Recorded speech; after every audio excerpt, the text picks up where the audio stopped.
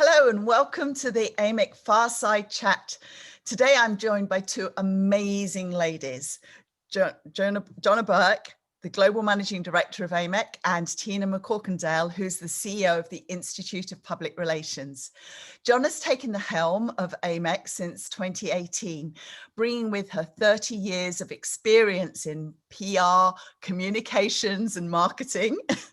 She's led the PR and the investor relations efforts for a Fortune 500 company and provided firsthand experience in the challenges and trials of PR practitioners. So she speaks and lives our world. Johna is a member of the PR News Measurement Hall of Fame. She's an AMEC fellow and serves on the IPR Measurement Commission. Yes. She's also a PRCA fellow, and most recently she's been inducted into the ICCO Hall of Fame. Congratulations for that, Johna. Thank you. Joining me as well is Tina McCorkindale, and she is the IPR CEO. She's held that position since 2015. Tina was a professor for 15 years and has more than 10 years of experience working in corporate communications and analysis. She's a member of the prestigious Page Society, along with other professional bodies, and serves on the advisory boards, including that of AMEC, and also the Florida School of Journalism and Communications, where she got her PhD. She's frequently published in academic journals and industry publications, but about the current state of measurement and PR and communications. In 2017, she received the PRSA prestigious award, the David Ferguson Award, for her outstanding contribution to education in communications. And in 2018, she was inducted into the PR News Hall of Fame. We've got a little theme going on here. And last year, she was one of 20 national leaders to participate in the Joint Civilian Orientation Conference with the Department of Defense. So you can see I've got two very, very interesting and worthy people to be talking to today. So we're going to start the talk and talk for a while together, but I do want to point out that you can submit questions in the Q&A, so please do so as we go along. Hopefully we'll have time to get to some of them. If we don't get to all of them, I'll try and theme some of them together so that we can cover as much ground as possible. And also use the chat by all means. There's a chat there. Let us know who you are, where you're from, where you're dialing in from. This is a global call in many ways, so please do that. And without further ado, I'm going to ask Johna and Tina if they could say a little bit about their organizations, because it may be that you're not familiar with the work of AMEC or familiar with the work of the Institute of Public Relations. So Johna, why don't you kick off for us? Sure. Thanks, Pauline. And thank you for moderating this discussion on behalf of the AMEC North American chapter. It is wonderful to see the region really thriving and providing consistent programming. So thank you so much for doing that. For those of you who don't know, AMEC is the Association for Measurement and Evaluation of Communication. And we really focus on providing resources, insights, best practices for the measurement and evaluation of communication across all of the funnel. And as we broaden that, historically it's been seen as very media relations centric. We're broadening that and broadening the reach of everything into regional languages. So it's a really exciting time to be in this industry and to be leading AMEC. So thank you. Tina, over to you. Tell us about the Institute. Sure. So the Institute for Public Relations, we're a nonprofit research foundation, and we do research that matters to the profession to explore the science beneath the art. I know Johna's appreciating my air quotes, but what we do research in a wide variety of areas, either through our commissions and centers of excellence. Johna's and both Pauline are members of our IPR Measurement Commission. But we also have others related to diversity, equity, inclusion, behavioral science, or digital media. So a lot of different areas. And in fact, we just launched a guide for vaccine communication research yesterday that included more than 100 research sources and 30 contributors to help communicators with messaging strategies surrounding vaccine or increasing vaccine uptake and confidence. And yeah, so we do events, programs, and all sorts of great things. And we love working with our partner, AMEC, and I just love working with Johna in general. So that's a pretty good summary. Love that. We love it. This is why it's going to be a great conversation when you have people who communicate well together anyway. So let's take our first topic that I felt would be good to talk. And we've just wrapped up Measurement Month, which is the month of November, where there has been a wide array of talks and webinars and articles written all around the whole aspect of measurement. So if we can think about Measurement Month and that plethora of events, it's many too many for any one person to have watched them all, particularly as they've focused globally around the world. Therefore, if we think about that, what has really stood out to you in terms of the talks? What were your highlights from the month or your takeaways? Who'd like to go first? I'll start, Pauline, but I do have to mildly object to this question because it's a little bit like asking which of your children do you love the most? And so in the spirit of not wildly offending anyone or everyone with any answer, I think it's important, and what you said is looking at it in concentration, it is a lot. The great thing that we've done this year is members can go back to the events calendar and see links, on-demand links to the majority of the events that were free and put on by AMEC and by our member group. So you don't have to miss it. We live in a Netflix world, so you can listen to it on demand. And so that's one of the things that's so great about this year is really bringing that to life. And it isn't, oh, I missed that, I wish I could have been there. But you do have the chance to see it on an ongoing basis. I know that Tina's presentation is obviously going to be Tina's favorite, so I won't talk about that one too much. It was one of my favorites too. As it was everyone's. But, you know, I think we had a lot of variety that really brought together kind of where the industry is and where regions are. You know, we had Andrew Bruce Smith who did his Google Analytics presentation, which for so many people brought that basic level of, hey, this is a free resource. This is how you can use it. And this is how you can start to work with data on your own. So if you're just relying on incoming reports, ask for that CSV file, ask to be able to, you know, kind of maneuver and manipulate your comms efforts and for your comms objectives. And so we saw a lot of conversation and a lot of shifts of mindset of people for removing some of that intimidation away from data by understanding how they can work with it within that platform.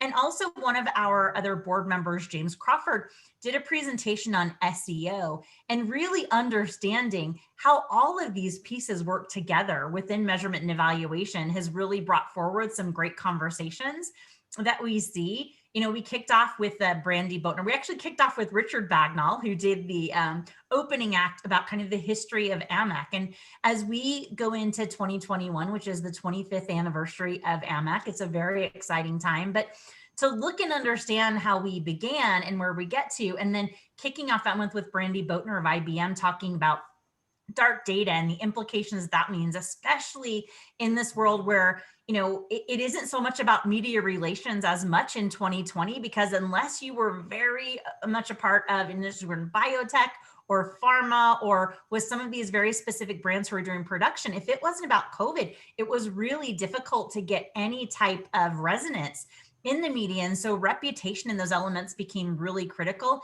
and internal employee satisfaction. So I mean, I think we really ran the gamut. And then I know, Pauline, you're going to talk a little bit about Francis's presentation that he talked about the Eco World Report. I mean, how do you go wrong? And all of that was concentrated within a month. So it is a pretty intense schedule. And I can say that one of the most inspiring was Newton Media. One of our members in Prague put on a dual language program in Czech and in English, and they had over 140 people. So that just drives that need of, you know, and it's one of those motivators when we look at translating the Barcelona Principles into 22 languages, making sure that we've lowered those barriers of resistance to people by just providing something in English, providing them in the regional language so that they can have that conversation and discourse about what's working for them. So it really is one of my favorite times of the year, and to be able to have this wrap up from that is really exciting. And I want to thank the North American chapter again for thinking of that and putting me together for an hour uninterrupted with Tina. How does it get any better? I feel like Johna did such a great job with that I don't even know what to say. But I will add that one, I need to, my dog is kicking off. She just started kicking off when I unmute. Oh, she's so annoying. All those that Johna mentioned, the one about Google Analytics and SEO that I would like to watch. But I always appreciate what I call the non-Captain Obvious ones. And those are the ones that you walk away and really make you think. And Brandy Boatner talking about dark data is always great. And Brandy's just such a great presenter. I'm really a big fan of Dr. Jim McNamara as well. I mean, Jim, I just like his perspective on measurement versus evaluation and making sure that we have both the evaluation, and I like that sort of deep level thinking that looks at sort of the strategy and the overall big picture of how to view measurement. So I appreciate his wisdom as well. And whenever I listen to him, I'm like, gosh, this is a smart guy. And when you go to others, you're like, oh, that was a complete waste of time. But he's just a genius when it comes to that stuff. So I appreciate it. And of course, he spoke at the AMEC conference this last summer online. And I know that I heard that session live, and I've subsequently gone back in and listened to it again, because as you say, he's someone who makes you think and takes the big picture. And that's one of the great things I think about Measurement Month, is that you have a bit of everything in it.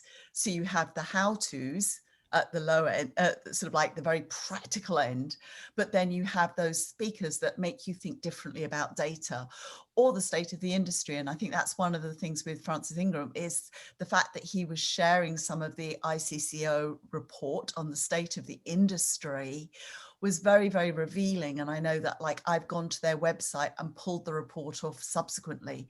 That's one of the things around Measurement Week, is that Measurement Month, it started a week years ago, Measurement Month, because it's grown, is that it sets you on a journey.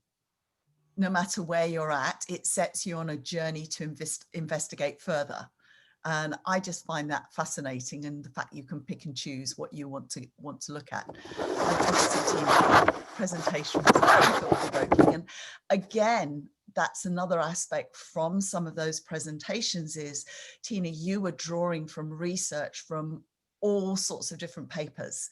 And so you did the heavy lift for us in that sense, that you weren't just doing the one thing, you did that heavy lift and pulled it all together and made sense of it and brought the semblance of order to it.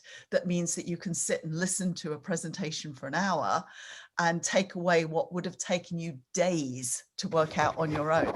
So it becomes a very efficient. You're welcome. I know.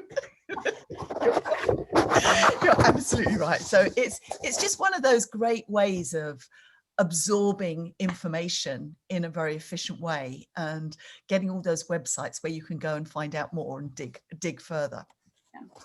So when we think about it, what sort of changes have you seen over this past year, apart COVID aside, all those other things aside, when we think about measurement and the fact that people are having to do it from home, most likely in many parts of the world now. What have you seen as some of the big changes, if you sort of think back a year ago to now, where we're at? I mean, it's just like a totally different world. I think when, before COVID, even if you look at how we changed in the remote work, I mean, a lot of organizations have fought really hard with flexible workplace. Through our Women in Leadership survey, a lot of people didn't have flexible workplaces. You had to be there in the office. And now, I mean, people have a whole new viewpoint of how to treat work. And also, I think because of that and where people were in the distance, I mean, now more greater focus on internal comms, more resources devoted to internal comms, which is also reflected in the measurement space. there was consistently people wanting to know how both their internal and external audiences are thinking and feeling at the time. What are their concerns?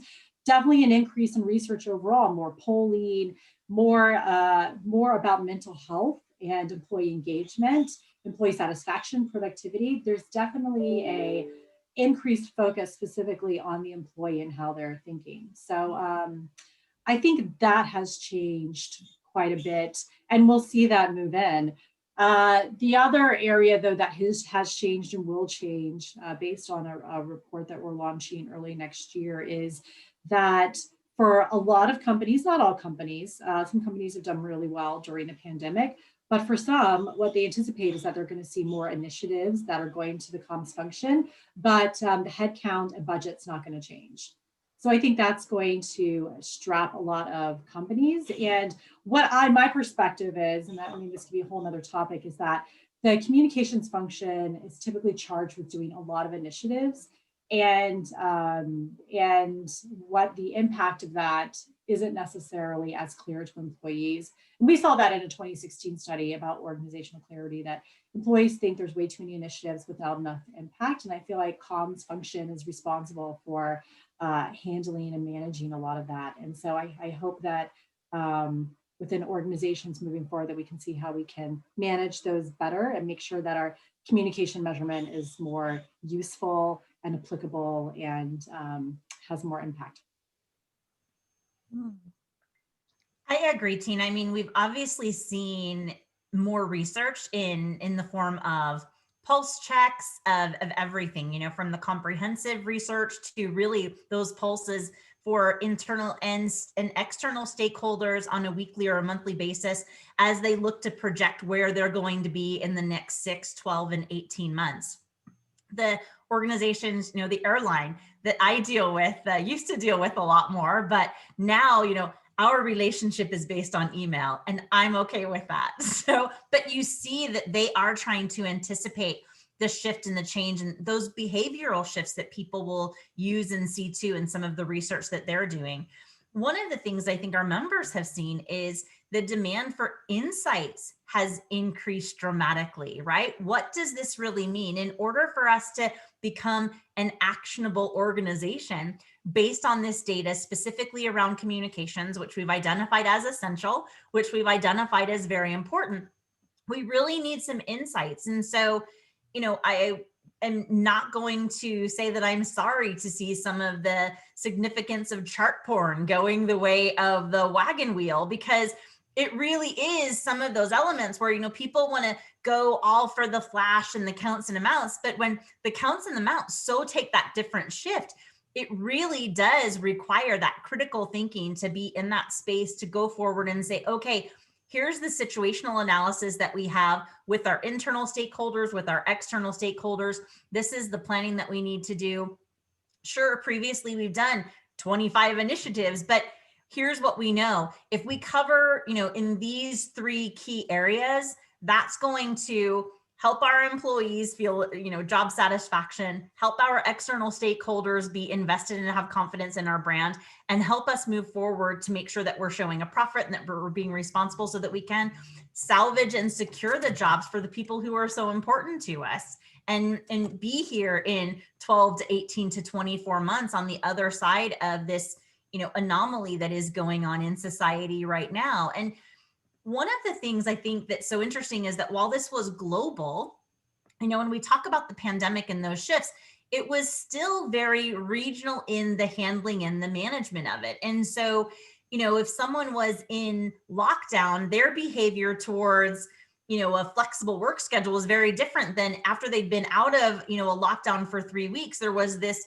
almost expectation and a forgetfulness of, oh, your region is still in lockdown, even though I am moving around the world. So what does that mean? And being acutely sensitive to what that means and how you're communicating with each of those areas, I think was something where we really got that emotional intelligence infused into communication, because they would see those touch points, the research, the engagement in things shift so dramatically based on those external factors that it's giving people a good benchmark to understand how regions operate and manage themselves differently, and how they need to be able to be focused on that hyper local, depending upon where their organization is, to be relevant and meaningful there. That's a very valid point, because I know, like, obviously I've got family in the UK and friends in the UK, and they'll say they're doing something. I think, oh, you can do that.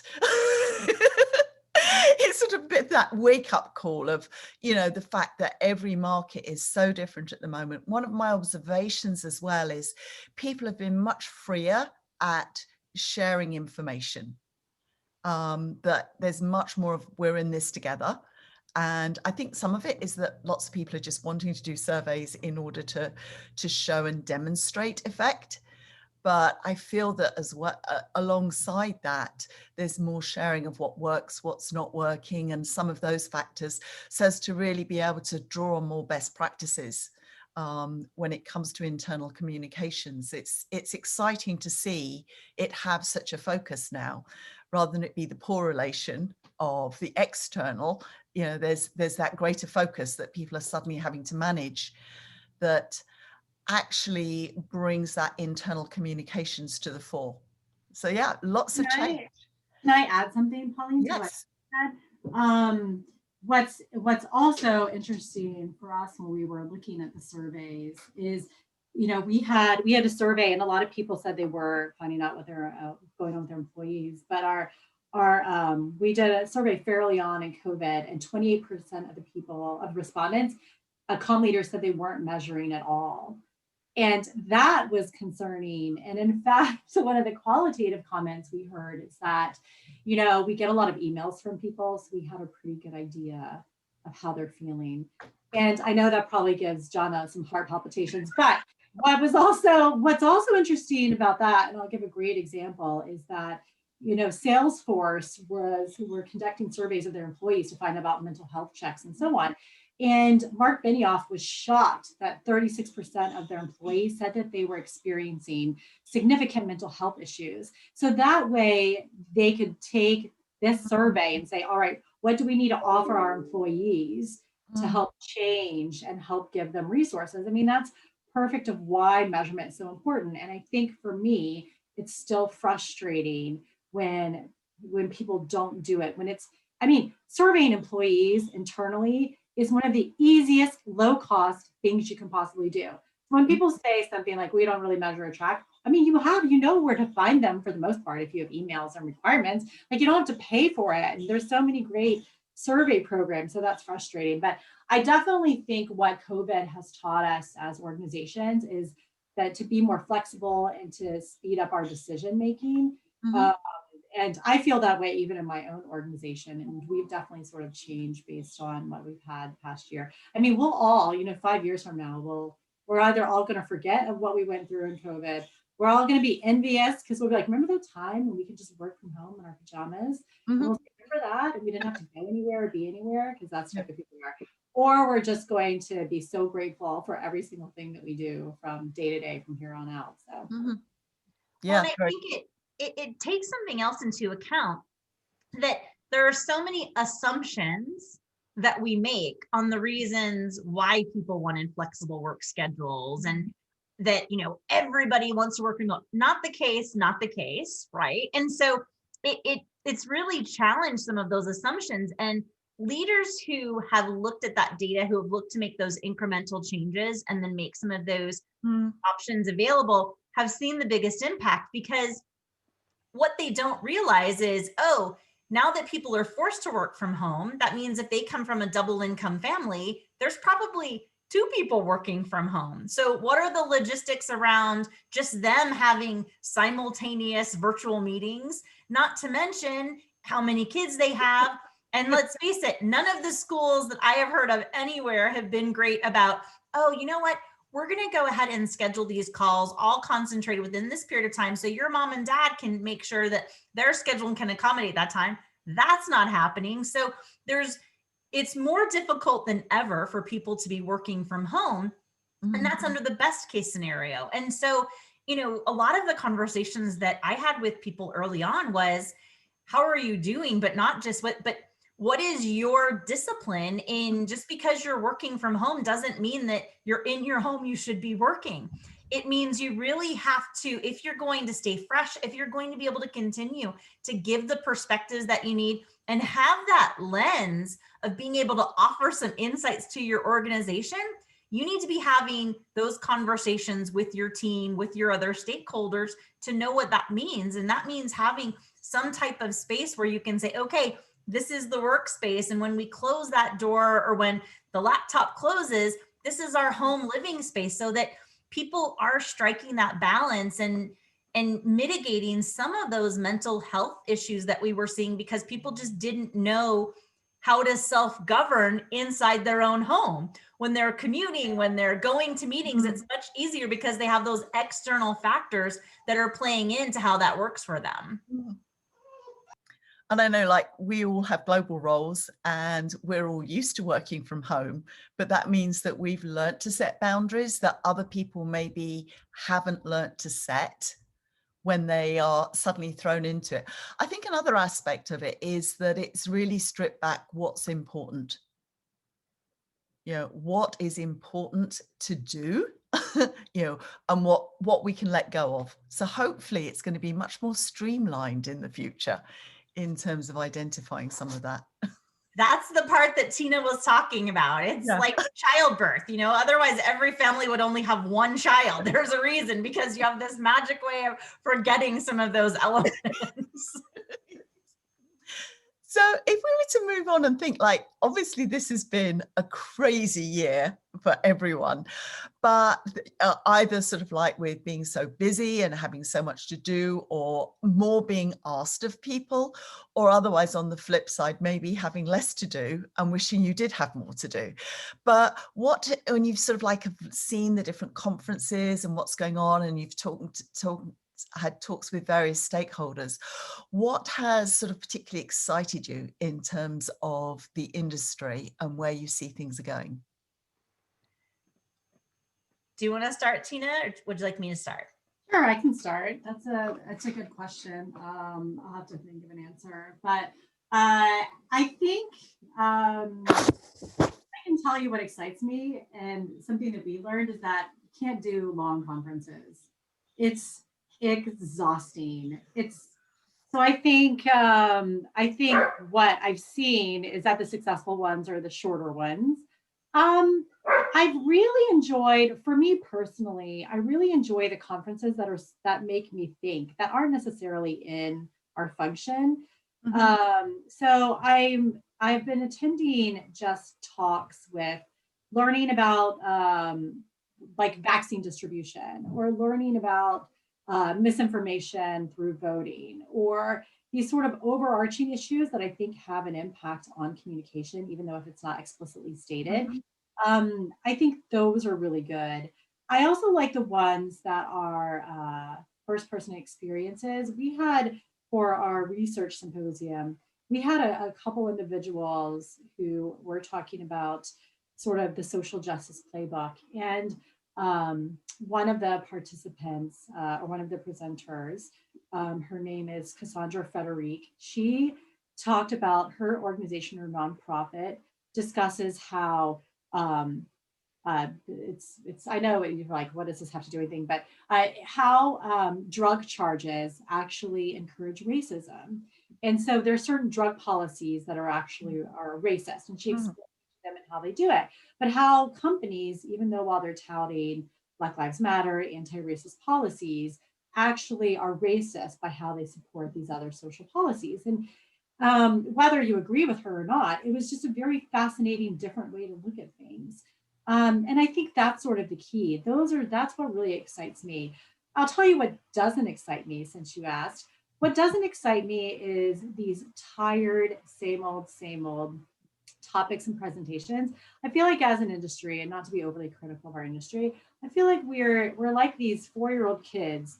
And when there's a soccer ball that's kicked, the herd moves along with the soccer ball. So, I mean, I get it. I get purpose. I think the purpose topic, and I'm probably very unpopular for saying this, some of the purpose is outdone. I think some of the individuals, I think sometimes we hear from too many of the same people, probably including myself, but I feel like I always try to give some insight that's the non-Captain Obvious sort of things to make people think.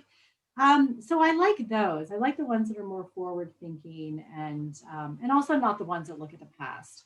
I think that's a challenge too. It's hard for people to look into the future for 18 months without talking about what they've been through the past year. So that's what's excited me. I know it's probably more than you wanted, but yes, there you go. But I've attended a lot of sessions, definitely, definitely, which are all great. I mean, just the whole increase about video communications and how we as an industry have now adopted that our calls are now on video, right? Even though it's been around for a long time, it's really revolutionized how we interact and network and communicate. So Yeah, I think it's a combination. I think that being virtual has enabled us to hear from different voices that we otherwise couldn't hear from just because of logistics, having someone commit to being out of the office for 3 or 4 days and then, travel, how that's, I mean, it's enabled us to get some of those inside voices that can carve out an hour, that can carve out time for those discussions differently than they can carve out to attend a full event sometimes. And for me, that's been pretty exciting. It was exciting part of our event of being able to, okay, let's take a step back and let's understand what are the elements that we want to and need to cover.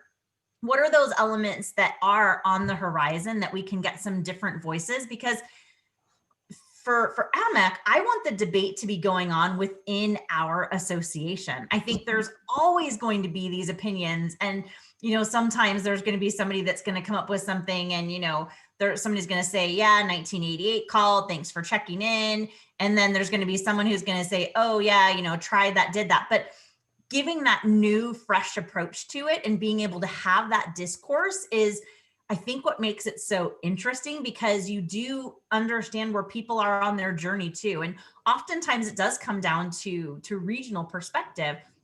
One of the things that I've personally been very excited about this year is seeing the rise of crypto and blockchain out of necessity, because we were talking about blockchain in Prague and how that can change and creates this, insulation around communication, around transparency, around authenticity, that it can't be modified or changed without someone knowing it. And so for so many elements where, people can take down things from social media and rewrite history, I like the fact that we're preserving some of these elements and transparency with blockchain and with crypto, and seeing some of these tokens come out that are specifically around contract approvals and everything that have been really pushed to the forefront, because it's no longer, oh, DocuSign is enough or something else is enough. That's exciting, because that gives us, again, a whole new data set of what is that length of time it takes people to sign? What are those elements? How many people are really involved in that process internally? And so that creates a much more transparent effort of all of those other assets that you're looking at that, again, give us information. It gives us behavioral information on why adoption and change takes so long. Well, if you all of a sudden see that within, getting a contract approved within an organization takes 15 internal touch points, that's a light bulb. It isn't like, oh, I emailed it to Bessie and now I'm just waiting for, it's like, no, Bessie's not just, there waiting to respond, but she's going through all of these other layers. And the better and the more you understand that, it just gives you that insight that enables you to then say, okay, is this an organizational issue? Is this the size of the organization? What are those pieces? And then how might that play into their data stack when they're looking at behavioral data on top of how their stakeholders are operating? It kind of explains some of that imbalance that sometimes takes place. And really demonstrates the value of data. Absolutely. Because that's what you need in that sense. And I think that that's one of the areas where people are starting to push more, is getting in more at the emotional and the behavioral within data rather than just the raw numbers. And I'm seeing that increasingly from different tool providers, from the way people are talking about it, that they're recognizing that there is that other aspect to it. It's not just raw numbers, which I think is really good. Are there other things that you think you're going to see evolve? I mean, crypto and blockchain's a great example, and I know we've touched on internal communications and how that's evolved, but in this past year, but do you see other things on the horizon that might be evolving? I think companies are putting more of a solid commitment to diversity, equity, and inclusion. Mm-hmm. I think we're going to continue to see that. And a lot of that is also because stakeholders, both internal and external, are now demanding it, that companies. So I think we'll see that more, and more solutions for measuring the different aspects, that it's not just about the recruitment piece, but it's also about retention, culture, and trying to figure that out. So I definitely think we'll see an uptick in that. We'll also see an uptick in artificial intelligence, even though it's used. There are some programs now that you can use to put more artificial intelligence in the measurement. I think that will continue. We're doing a piece about the future of work in Asia, and a couple of people said that they had certain tools that had some AI capabilities, but most of the respondents said that artificial intelligence is used increasingly more within their organizations, but not as adopted by the comms function, even though they are communicating some aspects about it. So I think we'll see a rise in that as well. Also, the role in ESG, environmental, social, corporate governance. We've seen that in multiple surveys globally as well, that companies are especially paying attention to that piece, especially in terms of the environment sustainability, including in Asia. So I think those will play a factor. And I think part of that, in addition to sort of where it's going, but also generationally and with employees, that the needle is moving on expectations of the employers and how they deal and respond with social issues. That will continue. It won't be something that happens fast. It seems a lot of companies are focused right now on what matters and impacts their company specifically, and they're more likely to say something internally than they are externally. But I think that will slowly shift. But if you see a lot of the issues that we have today, climate change and so on, climate change, discrimination, if it's gender, race, those are social issues, but they play such a important part within organizations as well. So a lot of the issues that we have in society also apply to organizations as well. So I think we'll see that continue in the next few years. Mm-hmm. Have you seen much adoption of the UN SDGs, the Sustainable Development Goals? So I think it depends on the company itself, right? So if you're Unilever and you're putting in a lot of time, and you say, these are my 3, we're focused, actually they're focused on like 9 or 10 of them. Yes. They're like focused on, usually like companies are spending that time and say, here's 1 or 2. But I do see it, and I especially see it around climate change. I see it a lot also with healthcare. And I know UNESCO, as part of that, they had a big role in the development of those goals. That they're also wading in the waters of disinformation, because that impacts healthcare and some of the other 29 goals, or however many 30 total, whatever. Yes. Yeah, and I think that's pretty critical. And it has to be a lot of the companies that are handling it and doing it. And I think it connects to the purpose of your organization too. And I just want to go back on one other point as well before, Johna, you jump in, and that is, you talked about diversity and inclusion. Yep. Clearly that is a really hot potato in the US, and obviously this is hosted by the North American chapter of AMEC, but I'm also curious in terms of how prevalent that is an issue in other markets around the world. I don't know if either of you got a comment on that. So I think it is prevalent in other markets around the world. To what extent and to what degree that it is having that sustainability, because they have different factors that are, setting off the ongoing conversation, I think, around it. It is different. And I think there are still parts of the world that believe that, they are diverse. And so, it's a non-issue for them, and this is a different problem. So I think it really matters where you are. But I think that's what I see as this kind of nomad effect is going to have on organizations as well, because when people aren't coming into the office every day, they aren't sitting in their cube, they aren't having coffee with the same people who are talking almost wholly about these issues, their perspective and their bias changes as well. And so, where people are losing that sometimes within their organization, I think the bias and the bubble effect that we all experience from artificial intelligence, I think there will be a slingshot effect of recoiling from some of that, because these nomads, as they're working from Brazil, they're working from the beaches of Jamaica, they're working from Hawaii when they normally live in New York, it is a different external factor that their bubble is changing. And while they're talking about their organization every day on calls and on the phone, their life experience is now different.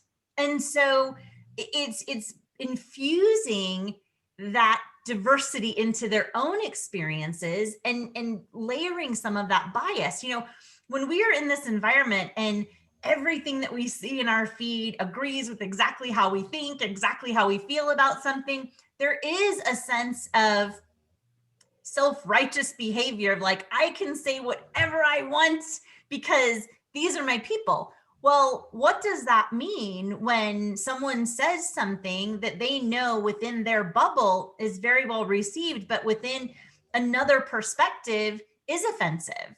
And I think we're becoming more and more aware of that artificial intelligence and these algorithms, while they make things more efficient, they are artificial in the intelligence. And it is layering in a different type of confidence that I think that's what we see with some of these celebrities, as their positions on racial bias and social justice have evolved, they're being held to account for something that they posted 10 years ago. So are we better to see the evolution of thinking of where they are now and understanding what that journey was like for them, something that measurement and evaluation for an organization would help them incrementally know along the way? Or is it better to hold them up and criticize what the thinking was before? And so I think organizations will be tackling that bias at the employee, at the executive level, at the stakeholder level on all accounts, and understanding how do we better understand what our stakeholders are thinking, feeling, doing, and seeing on a regular basis that is influencing their opinions, their beliefs, and their desire to proceed, their desire to act differently. And if we aren't looking at these things from the root, which is what data measurement and evaluation absolutely allows us to do, right? Because we have that raw data that says, hey, here's something that's bubbling up. Why now? And when we're applying that layer of insight over that, we know there are external factors that are making that the case. Situationally, our organization, our government hasn't changed, but this is something that has made this a conversation and an issue. And now here we're going to see these shifts. And I think it's so critical to understand, and for people who are gathering data, who are gathering information, to understand that bias is baked into that. And so I still talk to PR professionals all around the world that are using Google Alerts as a means of monitoring. And I'm like, okay, that's a start. That's a really good start. Trying to be encouraging, but dying on the inside. So making sure that they understand that if they're using something that is based on their preferences, their priority, that they aren't really listening. They are getting that reverb effect, and it's potentially causing harm to the perspective and the position of the organizations that they're representing. That's why I always say it's important to have a healthy media diet, that you don't just read the articles that appease your own thinking and perspective, but you need to, but you need to be broad in your approach so that you're getting better understanding of how other people think. And that's part of what Tina said, coming full circle, of actually, listening to presentations that make you think. Having a broad media diet should make you think and increase your understanding of others in your organization or whatever, who might think totally different to yourself. Can I add something to that? Pauline. So, when we look at it from a regional perspective, I mean, this is the challenge, because if you're a global organization and you want your company to take a stand on Black Lives Matter, but you are a global organization, and then if you go to Asia, does that resonate with all your employees there? They understand it, they know what it is, but then, so I think that's a challenge too, is how you make the sort of anti-racist pledge. And so it also focuses a lot on inclusivity and understanding ethnicities as well. If you go somewhere like India that has, I mean, gosh, there's dozens of different ethnicities, and understanding different parts of the country that, may not resonate with some of the messages that people want on a global level. So one of the concepts is called cultural humility. And cultural humility basically means that you try to see from a lens of an other and from a perspective of an other, and then how that fits in with your worldview. And, part of what IPR worked on was the dialogue project. And we did a survey in 5 different countries to find out how difficult it is to have conversations with people who disagree with you. And in certain countries, it's very difficult to have conversations. The UK and Germany didn't think so, but Brazil, India, and the US did think it was more difficult to have conversations with people. So, and part of that is we ask people what they can do to help these conversations, because being able to have different conversations and listening to people's perspectives is really critical. And it helps it all connects to employee satisfaction, how employees are engaged with their organization, and because people want to go somewhere that they enjoy working. So, but we also don't educate about that. Generally what happens is, after the George Floyd murder, Breonna Taylor, Ahmaud Arbery, all these murders happen, people say, okay, well, there's microaggressions and unconscious bias. Let's put in some training. This is what we're going to do. But what it doesn't do is actually change the culture. They're one-offs. How can you create systemic change for the better, so people do feel that the culture that they have is inclusive? So that, to me, depending on where you are and how diversity is defined, the inclusion piece is one that can be used across the board for many organizations. Very good. Yes. And for those on watching this, one of the books I found fascinating to open up this is Culture Map, which is an excellent book that taught me a lot about myself as well. So, and I think that often when we're looking at that inclusion, there has to be an element of learning more about yourself as well as learning about others, because that way you can actually be more inclusive. So yes, very good. Stimulating thought, that. So in terms of what do we see evolving? I mean, we've talked about AI, and just as a little aside to AI, I think AI is brilliant, but it's not going to remove people. To me, I like to think about augmented intelligence, which is a blend of artificial intelligence and human intelligence, that to get to those insights requires people as well. So it's not threatening of jobs and things like that. It's just changing and repositioning what you do so as to be able to deliver more insights. But I do find it an exciting area as it's getting better, as it were. But what other sort of technologies and things out there do you think, or visualizations of data and things like that, have sort of inspired you of late? Have there been any?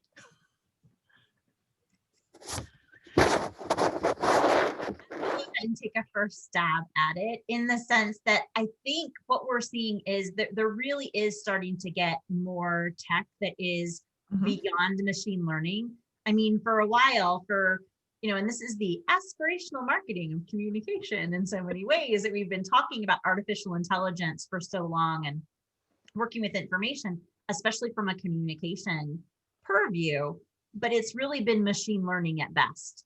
Right. And so it's been counts and amounts. And so now even some of the still rather rudimentary, but being able to cluster some of that information, being able to extract some of those core elements that are coming out of that inconsistencies, I think that will help communication across the board. Because again, what it's going to do is that then shows them, okay, if this is the language we're using in our press release, and if we are being mindful and measuring and evaluating all along the way, we should see a shift in our SEO. We should see a shift in the internal communications. We should see a shift in demand for, which organizations we are volunteering for based on some of those other elements. And I think that will be, and it isn't so much in the technology, but I think it is in the adoption that will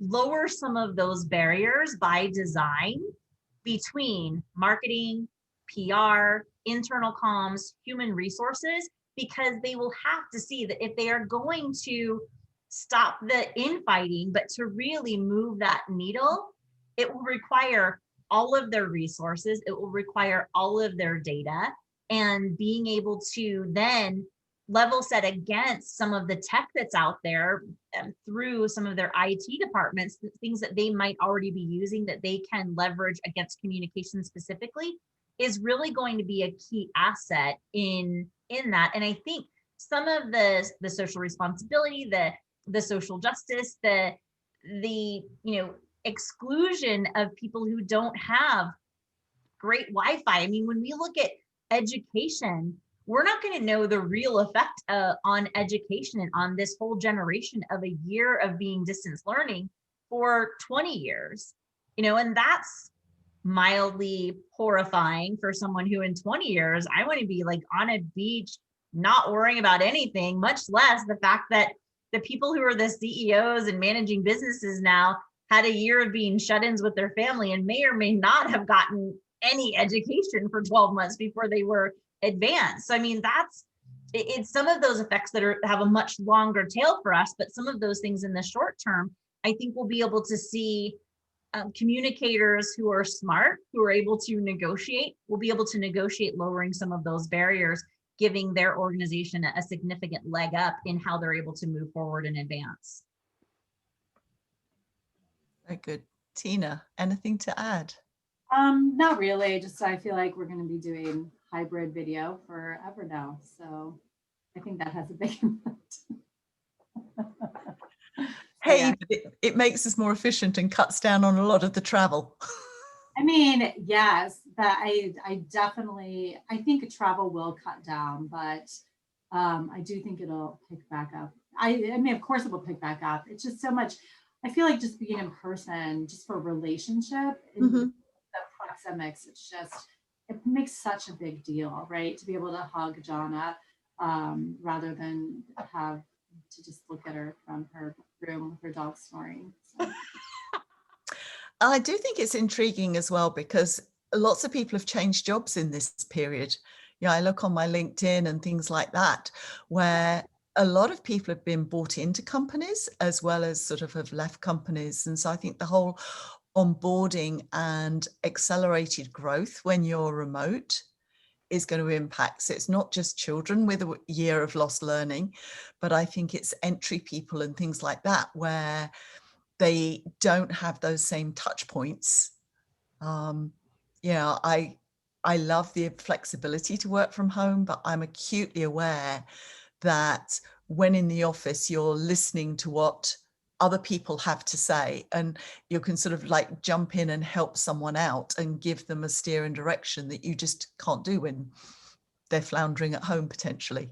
We say that, but I heard this great, example the other day where teams who normally sit in pods in their office keep a Zoom meeting open all during their day, so their teams can hear the conversations, what they're doing, and then they can ask questions about, oh, is that this client? And they can ask questions. So they are trying to create that interactivity so everyone kind of knows what's going on in those elements. And it was pretty interesting. I mean, I would say mildly horrifying on some level, but an interesting experiment to be able to keep that camaraderie and that collaboration amongst those teams. So they aren't just trying to, text everybody what's going on, but they're actually hearing the conversation evolve. And those are the elements of working from an office, and these people who've never met their colleagues who don't quite know, because someone can be very different when they're in a meeting that they're running or that they're just listening to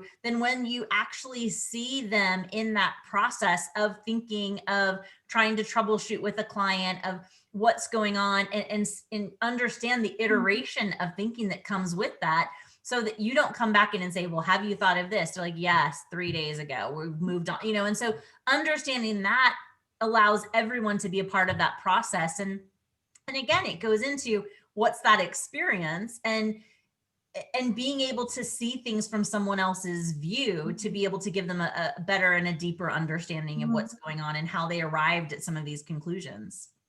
I would like video pop-in. I would like for my team, we just have something set up and then it's just on when you're around, and then they can see if you're busy or not. And then you just click a button and it pops in, and then they accept it. And then you have, because otherwise we're constantly sending Zoom links and doing all this garbage, but that would be really cool to be a little more efficient, because I do like my phone gets terrible reception where I live. So I hate doing phone calls because I can't see anyone, and my hearing's just getting worse, and my eyesight. I mean, what else do you want to know? But so in that sort of thing, it helps me to see somebody and be able to see what they're saying. And, as to the transition, my husband started a new job at the end of March. He went from Amazon to Salesforce. And I mean, it has a big impact on how you come in. So a couple things that they do, it's like a welcome happy hour, but also having office hours and having to connect with each person on the team individually. But it's hard because you have these pre-established teams who have been together physically in person, and you're not having coffee conversations. I'm not popping into Johna's office and saying, hey, I have this. And then you just chat about what's happening on the weekend. So there's that, I think, as well. So it's hard to get started and ramped up and to feel part of a team. We had somebody come on board, move from part-time to full-time, but yeah, it definitely has an impact on You have to work that much harder for it. You really do. I would contend here's the challenge for you to set up for a week, set up a meeting, and then make it so that there's a waiting room. So people have to be approved by you. So if you're on another call, they obviously can't interfere, but if not, then you can let them in through the waiting room. Yeah. I mean, we're back on that. Yeah, it's really interesting because we're texting and then Zoom call. Quick. Who knows? So in our last few minutes, this time has whizzed by, flown by, as they would say. In our last few minutes, have either of you got any sort of final thoughts, words of wisdom, pearls out there that you'd like to offer up and share? No. You're never lost for words. I know, Johna. I mean, I'll just say, I just want to Johna, I don't know if it necessarily came across here, but she's just been such a great colleague and, has done so much with AMEC. And I know that's not words of wisdom, but she's also who I consider to be a good friend of mine. And, I think that's probably indicative of sort of looking at relationships in the profession. And I mean, we just connect to talk. Sometimes we talk about work stuff, but sometimes we don't. And I think having those connections and to helping me get through a pandemic and non-social as two very social people. But I think for comms, for this moment, it's made such an impact on our importance and I wouldn't say values. I hate when people say that. But comms is valued more now than it ever has before. And I think we're going to see that emphasis and reliability continue as long as we're not perceived as order takers and more strategic takers. Very good. I think that's so important. And I think that the confidence level of all communicators should be at its highest because they have been deemed essential, not, we'll get to you when we get to you, but it is essential in business during this time. And it should raise the confidence and I think the delivery level of every communicator as well, right? With great responsibility. And so understanding that is really critical. I think it's not so much a separate thought, but I think to play on exactly what Tina's talking about of having those peers who you can talk to about both the woes, the throws, and the fun of everything that you're doing without judgment, without criticism, but with collaboration. I mean, having that is so important. And that's where you start to see the real bright spots in what's otherwise been miserable and on so many levels. And, you know, making sure that you don't lose yourself in your organization and vice versa, that you realize that, you know, the two are connected, but not one. Even if you're the CEO, and really being able to scale your actions, your activity, and your own judgments in understanding. And I think that's a big thing when we talk about mental health.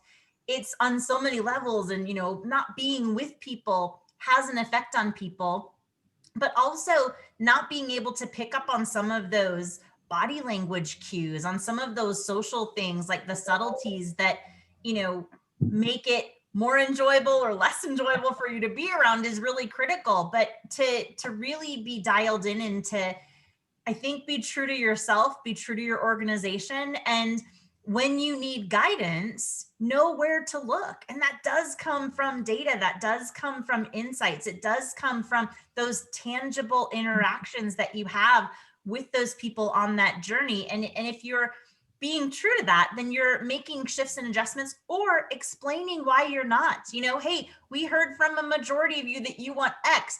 We're not going to do that, but here's why. And that's what gives people that investment into you, into the organization, whatever it is, to know that you're listening. But there are business reasons, there are other barriers to being able to move forward, so that you don't disenfranchise people who you do want to make sure that you keep that close connection.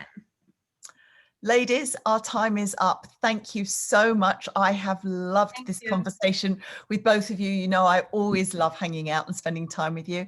Just want to encourage everyone to, we've talked about different resources. There is a wealth of resources on the AMEC website, amecorg.com, where you can find all about the Barcelona principles that Johna mentioned early on. Also, there's all of the webinars that we've hosted in Measurement Month that are up on that website. So they're available to members. If you're not a member and interested in membership, please go to the website and reach out. We would love to have you as a member. And then also to go to the instituteforpr.org, for the Institute for Public Relations website. There is a wealth of information there, some of which Tina mentioned, like the dialogue research and the most recent research. So information is out there, data is out there.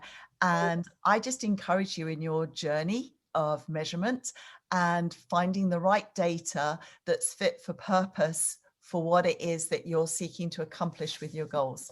So with that, I wish everyone a very happy holiday, as we're not far off. And I'm going to be British and say happy Christmas as well, or happy Hanukkah if you're in the middle of Hanukkah, just to enjoy it. And thank you for joining this conversation. Goodbye.